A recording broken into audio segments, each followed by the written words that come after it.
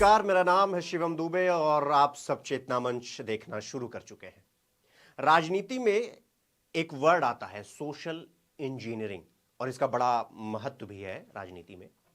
इसी का एक उदाहरण लंबे समय से बिहार में लालू का एक सुप्रसिद्ध समीकरण कहा जाता है, इसे एम वाई समीकरण, जिसे आप कई बार एम वाई फॉर्मूला भी सुनते होंगे, कई बार आपने देखा भी होगा। M Y formula, M Y समीकरण।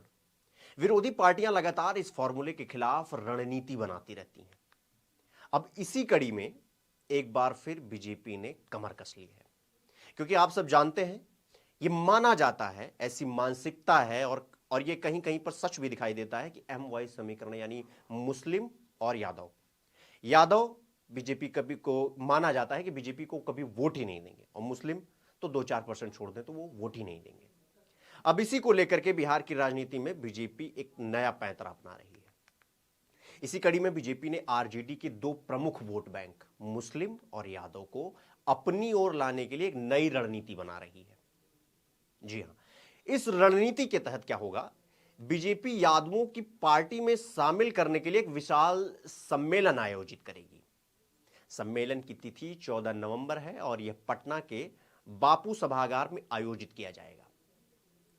असल में बीजेपी ने आरजेडी सुप्रीमो लालू यादव के एम वाई समीकरण को साधने के लिए यादवों और मुसलमानों के लिए रणनीति बनाई है।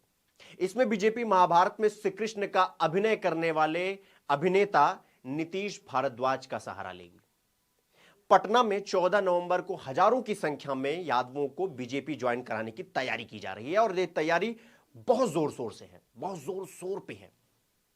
इस कार्यक्रम में भूपेंद्र यादव समेत कई दिग्गज नेता शामिल होने वाले हैं। अब आप ये बीजेपी का पैंतरेबाजी देख रहे हैं कि किस तरीके से, कहां से उठा के, किसको उठा के कहां ले जाया जा रहा है और किस चीज के लिए, सिर्फ एम वाई समीकरण को तोड़ने के लिए।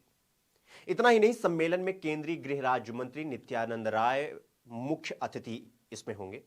सम्मेलन में महाभारत में भगवान श्री कृष्ण की भूमिका निभाने वाले अभिनेता नीतीश भारद्वाज भी शामिल होने जा रहे हैं और वो मंच पर भी विराजमान होंगे। भारद्वाज यादवों के बीच लोकप्रिय हैं और उन्हें पार्टी में शामिल होने के लिए प्रेरित करने की उम्मीद की जा रही है।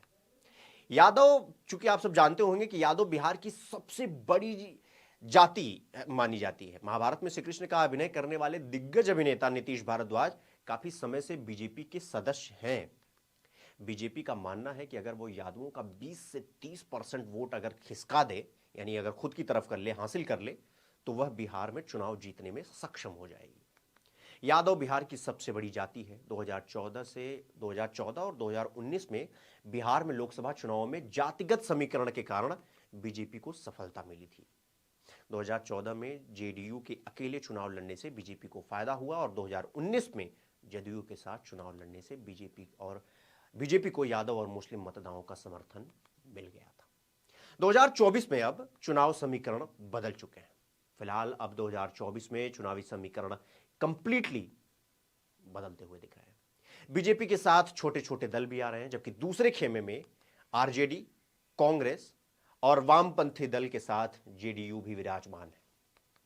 यादव समुदाय के अलावा बीजेपी पार्टी के वरिष्ठ नेता सैयद शहनवाज हुसैन को भी संभावित रूप से आगे कर सकती है भारतीय जनता पार्टी। 2005 के चुनाव में अगर आपको याद हो तो एनडीए ने शरद यादव के साथ शहनवाज को चुनाव प्रचार में जोड़ा था। 2024 में चुनावी समीकरण कंप्लीटली बदल चुके हैं। फिलहाल अब 2024 में चुनावी समीकरण बदलता हुआ तो दिख ही रहा है, लेकिन बीजेपी के साथ छोटे दल भी आ रहे हैं। जबकि दूसरे खेमे में आपको पता है आरजेडी, कांग्रेस और एक तरीके से कह लीजिए लेफ्टिस्ट के साथ जेडीयू भी अपने पद पर विराजमान है। अब यादव समुदाय के अलावा बीजेपी पार्टी के वरिष्ठ नेता सैयद शहनवाज हुसैन को संभावित रूप से आगे कर सकती है बीजेपी, ऐसे सूत्रों से खबरें आ रही हैं। 2005 के चुनाव में अगर आपको याद होगा तो एनडीए ने शरद यादव के साथ शहनवाज को चुनाव प्रचार में जोड़ा था और इसका लाभ भी मिला था। ऐसा नहीं है कि लाभ नहीं मिला था। फिलहाल अब यह देखना बेहद दिलचस्प होगा कि बीजेपी का यह मास्टर प्लान कितना कारगर साबित हो सकता है, क्योंकि आप सबको पता है कि बिहार में यादव है तो आरजेडी पार्टी के अलावा किसी और पार्टी की तरफ देखेगा भी नहीं। एक ऐसी सोच, एक ऐसी मानसिकता और एक ऐसी विचारधारा बिहार में तैरती रहती है।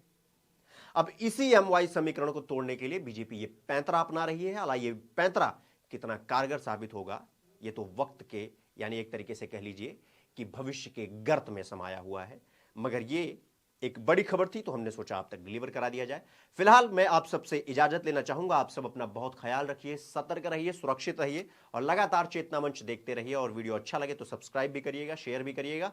अभी के लिए मुझे इजाजत दे दीजिए। धन्यवाद।